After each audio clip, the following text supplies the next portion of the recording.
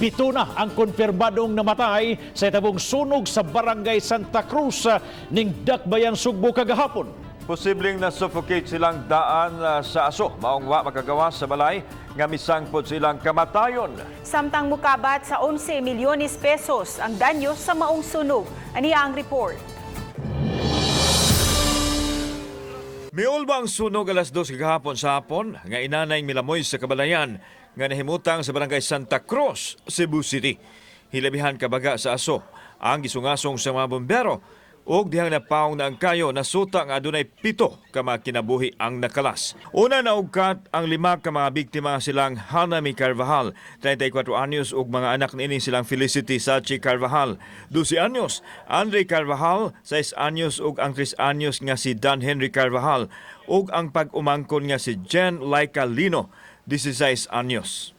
Alang usod sa buntag na recover ang ikapitong lawas sa mga fire victims nga napil sa sunog. Dinhing dapita kining gibarugan sa mga responders ang kasagaran sa mga lawas na retrieve sa sakop sa kabomberohan.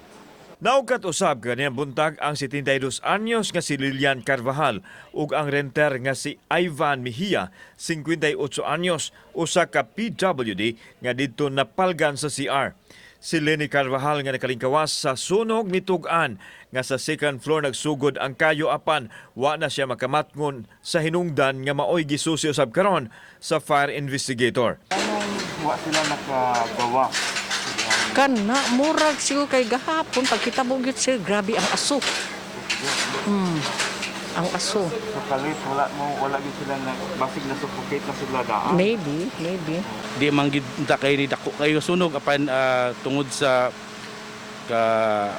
wala bitay enough nga exit. So na kuan in town sila nangatanggong. Samtang adunay usa ka buto nga nadunggan sa mga tao nga naa sa duol sa fire scene. Naisunog. Ako mga anak, akong naisunog. Nanggawa sila, paggawa sila, dako naman kayong kayo. Sa wa pa mag-start ang kalayo, dunay dakong buto. Moto nga nidagan ko diri paglantaw nako, nagdilaab na ang kusog nga kalayo. Nya moto nga nakadesisyon ko nga nitawag ko sa Bureau of Fire. 15 ka mga Pinoy-anan ang gilamoy sa kayo apan na po ang naugdaw. Miabot sa 11,250,000 ang danyo sa sunog. Gihulagway sa Cebu City Fire Office nga kinadak ang trahedya nga namugna sa sunog. Sanglit 7 man ka kinabuhi ang nakalas. Busa aduna sila pahimangno aron malikayan ang ingon niini nga panghitabo. Samtang dunay 2 ka bombero ug usa ka fire volunteer ang naangol sa naasoyng sunog. Exit drill in the home. We need to practice that. Kauban si Cleofer Lumayag, ako si Alan Domingo.